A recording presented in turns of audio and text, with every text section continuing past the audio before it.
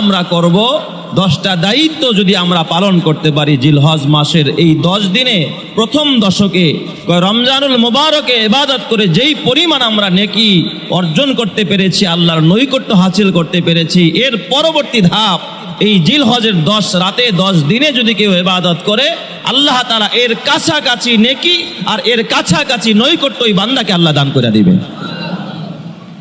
কয় দিনের আমল? 10 দিনের আমল। বেশি না, মাত্র 10টা কর্মসূচি আমরা পালন করব এই জিলহজের প্রথম দশক উপলক্ষে। প্রথম নম্বরের আমল হলো এই 10 দিন আমরা 10 রাত আমরা ইবাদতে কাটাবো। এটা হলো প্রথম আমল। জিলহজের প্রথম 10 দিন বা 10 রাত আমরা কিসে কাটাবো বলেন? ইবাদতে কাটাবো। গুরুত্বের সাথে ইবাদত পালন করব।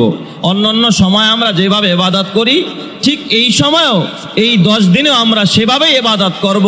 তবে অন্যান্য সময় ইবাদতে গাফলাতি হয়, টাইম মতো হয় না, একটু ছুটে যায়, একটু আগ পিছ হয়। এই জিলহজের 10 দিন যেন আমার কোনো ইবাদত আমার গাফলাতির কারণে ছুটে না যায়, কোনো রকমের অবহেলা না হয়, আমি যেন পূর্ণ প্রস্তুতি নিয়ে এই 10 দিন গোলামি করতে পারি। কোনো বান্দা যদি 10 দিন গোলামি করতে পারে, আল্লাহর কাছে এর চাইতে প্রিয় আমল এই 10 দিনের চাইতে আর কোনো আমল হতে পারে না। সুবহানাল্লাহ। আবু হুরায়রা রাদিয়াল্লাহু তাআলা আনহু থেকে এক হাদিসে বর্ণিত, নবী আলাইহিস সালাম বললেন যে শোনো, রমজানুল মুবারকের পরে জিলহজের প্রথম 10 দিনের আমলের চাইতে কোনো আমল আল্লাহর কাছে প্রিয় নয়। সুবহানাল্লাহ বলেন সবাই। তার মানে সমস্ত আমলের মাঝে রমজানের পরে জিলহজের 10 দিনের আমল আল্লাহর কাছে কি সবচাইতে প্রিয়। এক সাহাবী বললেন, ওয়ালাল জিহাদু ইয়া রাসূলুল্লাহ, তাহলে জিহাদও কি আল্লাহর কাছে প্রিয় নয়? আল্লাহর নবী কয় লা, না, জিহাদও আল্লাহর কাছে এত প্রিয় নয় যে এই 10 দিনের আমল 10 দিনের ইবাদত আল্লাহর কাছে যত প্রিয়। সুবহানাল্লাহ। তবে নবীজি বলেন, হ্যাঁ, তবে যদি কেউ নিজের জান আর মাল নিয়ে আল্লাহর রাস্তায় বের হয়ে যায় আর নিজের জীবনটাকে আল্লাহর রাহে কুরবানি দিয়ে দেয়, শহীদ হয়ে যায়, তার ব্যাপারটা ভিন্ন। সে শুধুমাত্র এই 10 দিনের চাইতেও জিহাদ করতে গিয়া জীবনটা বিলায়া দিছে, সেই শুধুমাত্র এই 10 দিনের চাইতে বেশি ফজিলাত পাবে, বেশি নেক পাবে। এছাড়া শুধুমাত্র জিহাদে গেল, গাজী হয়ে ফেরত আসলো, এর চাইতেও বেশি নেক এই 10 দিন যদি কেউ ইবাদত করতে পারে। সুবহানাল্লাহি ওয়া বিহামদিহি। তাহলে এই জিলহজের প্রথম দশকের আমল আল্লাহর কাছে গুরুত্ব কম না বেশি? জিহাদের চাইতেও বেশি। এই জন্য আমরা এই 10 দিন ইবাদতের জন্য কি নিব? প্রস্তুতি নিব। কিন্তু আমরা কি করি জানেন? এই 10 দিনে আমরা ইবাদতের প্রস্তুতি না নিয়ে, যে সমস্ত ভাইয়েরা কোরবানি দিবে মাশাআল্লাহ ভালো কথা, এই কোরবানির পশু কেনার জন্য হাটে হাটে দৌড়ায়া, এমন বহু কোরবানি দাতা আছে যে জোহরের নামাজ পড়ে না। ঠিক না বে ঠিক? ওই পশু কিনতে গিয়া নামাজ শেষ। বহু কোরবানি দাতা আছে কোরবানির দিন আপনার ওই পশুর গোস্ত বানাইতে বানাইতে জোহরের নামাজ শেষ। আপনারা বলেন তো, সারা জিন্দেগির হাজার হাজার লক্ষ লক্ষ কোরবানি আর এক দিনের এক ওয়াক্ত নামাজ, সারা জিন্দেগির কোরবানি যদি একত্রিত করা হয় আর একদিনের নামাজ যদি কেউ ছেড়ে দেয়, বলেন তো ওই কোরবানি দিয়েও কি নামাজের ক্ষতিপূরণ হবে? হবে না। তাহলে বলেন তো, কোরবানির গুরুত্ব বেশি না নামাজের গুরুত্ব বেশি? তার মানে এই জিলহজের 10 দিনে কোনো ফরজ বলেন, ওয়াজিব বলেন, আল্লাহর কোনো একটা হুকুম ছাড়া যাবে? একটা হুকুমও ছাড়া যাবে না। বিভিন্ন ঘোরাফেরায়, কেনাকাটায়, অন্যান্য ব্যস্ততায় যেন আমার দ্বারা আল্লাহর কোনো গোলামি ছুটে না যায়। এটা হলো 1 নম্বরের কাজ। 2 নম্বরের কাজ, জিলহজ মাসের চাঁদ ওঠার পর থেকে নিয়ে একেবারে 10 তারিখ তথা কোরবানির দিন পর্যন্ত চুল, তারপরে নখ, মোষ, তারপরে বগল, জিরে নাপ, অবাঞ্ছিত যত লোমগুলো আছে এগুলোকে না কাটা, এই 10 দিনে না কাটা। জিলহজের আপনার 10 তারিখে ঈদের নামাজের পরে কোরবানি করে, যার কোরবানি আছে সে কোরবানি করে, এরপরে এই অবাঞ্ছিত লোমগুলো কাটবে। আর যার কোরবানি নাই সেই ঈদের নামাজ পড়ে আইসা এরপরে এই আমলগুলো করবে, চুল কাটবে, নখ কাটবে, বগল পরিষ্কার করবে, মোষ খাটো করবে, জিরে নাপ, অবাঞ্ছিত লোমগুলোকে পরিষ্কার করবে। আল্লাহর রসুল হাদিসের মধ্যে ইরশাদ করেন, কেউ যদি এই ঈদুল আজহার 3 দিনে এই কাজগুলো করতে পারে, আল্লাহ তাআলা তার আমল নামায় একটা কোরবানি দেওয়ার সওয়াব দান করে দিবে।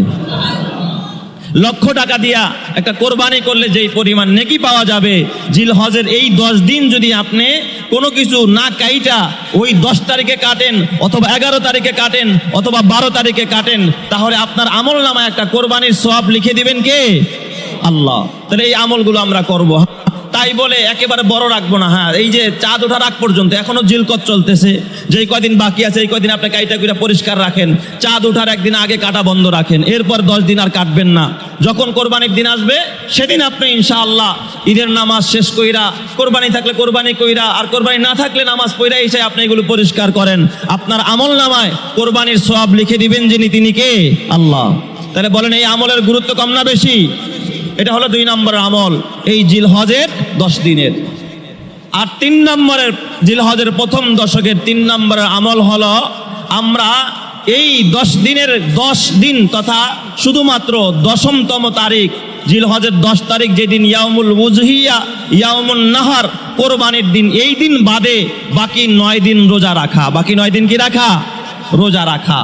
হাদিস শরীফের মধ্যে আসছে, তথা জিলহজের 1 তারিখ থেকে নিয়ে 9 তারিখ পর্যন্ত এই 9 দিন রোজা রাখা, এটা নফল রোজা।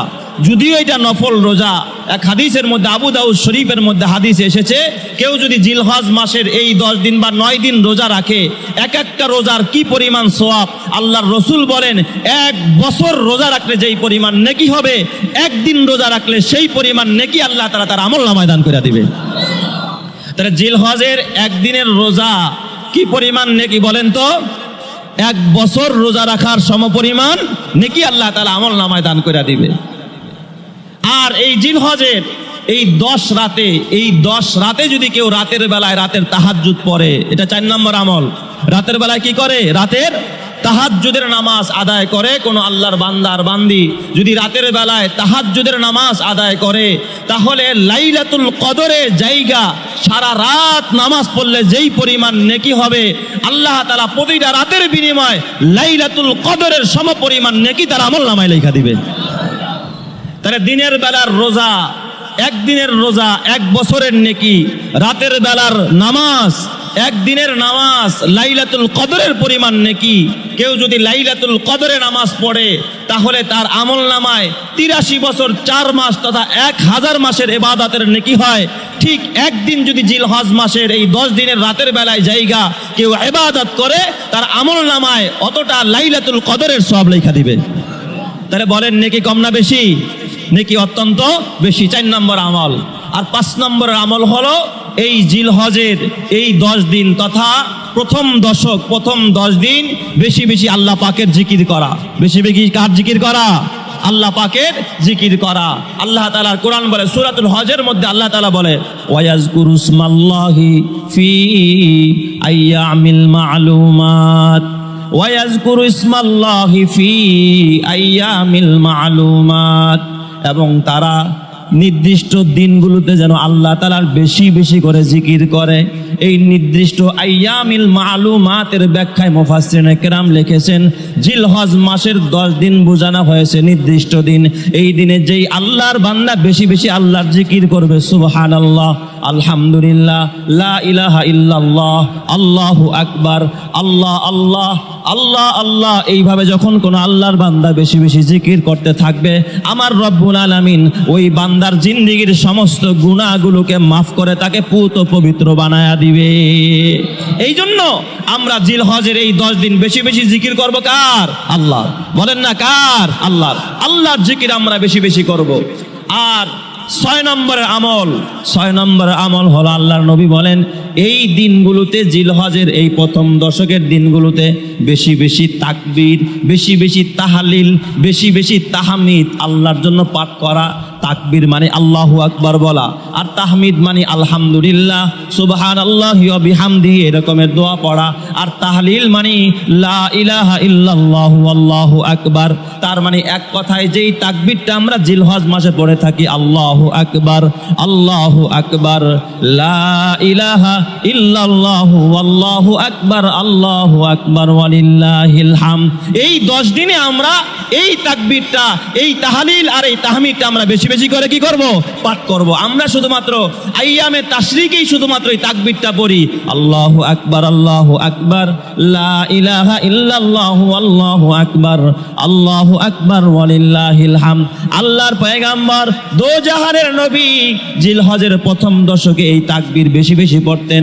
শুধুমাত্র 3 দিন পড়তেন তা না, আল্লাহর নবী এই জিলহজ মাস শুরু হওয়ার শুরু থেকেই নিয়ে, চাঁদ ওঠার শুরু থেকেই নিয়ে এই তাকবীরটা পড়তেন।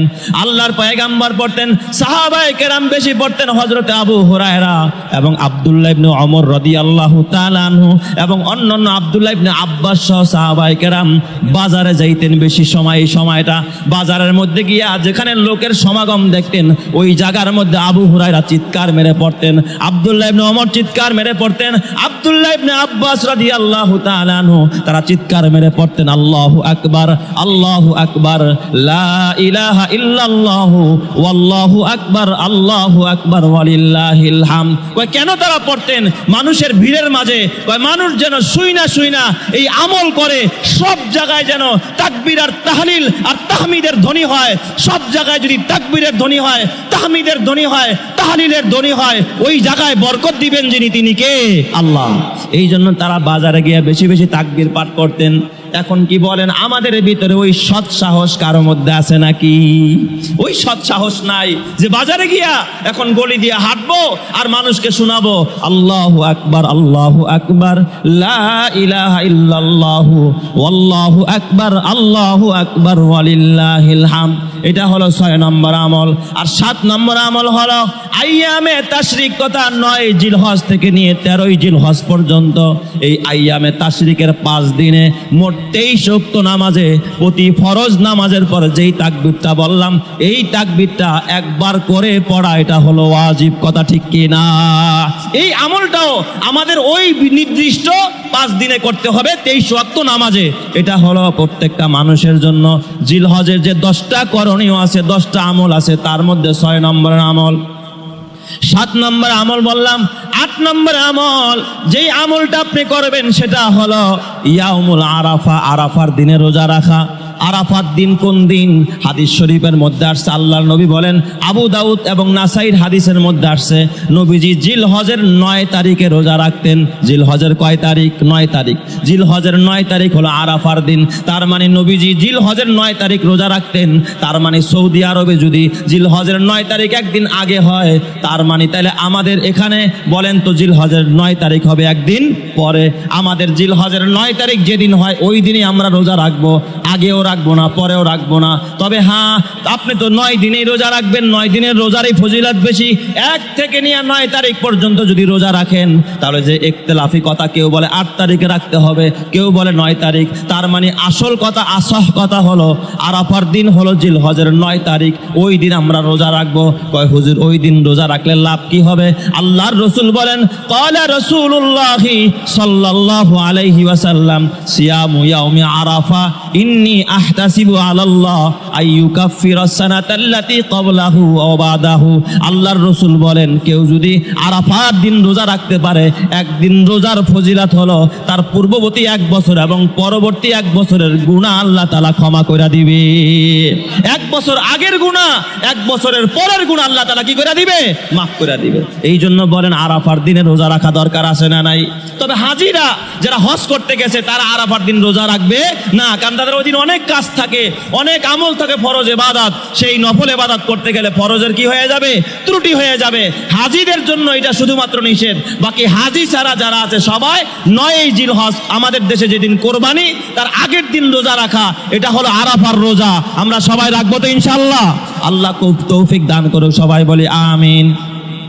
আর 9 নম্বর আমল, আল্লাহর নবী বলেন, এই জিলহজ মাসের 10 দিনে যদি কারো সামর্থ্য থাকে সে যেন হজ্জে বাইতুল্লাহ করে। আমাদের যাদের সামর্থ্য আছে তারা তো চলে গেছে বাইতুল্লাহ হজের জন্য। এই জিলহজের 10 দিনের আমলের মধ্যে একটা পছন্দের আমল আল্লাহর কাছে, সেটা হলো হজ্জে বাইতুল্লাহ করা। আর 10 নম্বর আমল হলো 10ম তারিখ ইয়াউমুন নাহর, কোরবানির দিনে কোরবানি করা। কারণ ওই দিনে আল্লাহর নবী বলে, মান ওয়াজাদা সাআতান ফালাম ইউদাহি ফালা ইয়াকরাবান্না মুসাল্লানা। আল্লাহর নবী বলে কয়, যার কোরবানি করার সামর্থ্য আছে তারপরে কোরবানি করলো না, আল্লাহর নবী কয় সে যেন আমার মুসল্লির, আমার মুসাল্লা তথা ঈদগাহের ধারে কাছেও সে যেন আসে না। কত বড় ধমকি আল্লাহর নবী যারা কোরবানি দেয় না তাদের ব্যাপারে দিয়েছেন। তাহলে বলেন তো, জিলহজের প্রথম দশকে আমাদের করণীয় কয়টা? 10টা। এই 10টা আমল আমরা করবো তো ইনশাআল্লাহ। আল্লাহ আমাদের সকলকে এই 10টা আমল করার তৌফিক দান করুক, সবাই বলি আমিন। এই কথাটা আল্লাহ তাআলা এই 10 দিনের গুরুত্ব বুঝাইতে গিয়ে আল্লাহ তাআলা সূরা ফজরের মধ্যে কসম করে বলেন, ওয়াল ফাজরি ওয়া লায়ালিন আশর। ফজরের কসম আল্লাহ তাআলা 2 নম্বরে কসম করলেন, ওয়া লায়ালিন আশর, 10 রাতের কসম। এই 10 রাত বলতে এই জিলহজ মাসের 10 রাতকে বোঝানো হয়েছে। এই জন্য রাতের বেলায় আমরা ইবাদত করব, আমরা দিনের বেলায় ইবাদত করব। কোন আল্লাহর বান্দা যদি পণ করে আমি আর গোলামি ছাড়বো না, কারণ হলো আল হিম্মাতু হিয়াল ইসমুল আজম। কোন কাজের হিম্মত করা, পোক্ত ইরাদা করা, এটা হলো ইসমে আজমের মতো কার্যকরী। তার মানে ইসমে আজম পড়া দোয়া করলে যেমন কবুল হয়, কোন কাজের আজম কইরা হিম্মত কইরা ওই কাজ শুরু করলে ওই কাজকেও আরশের মালিক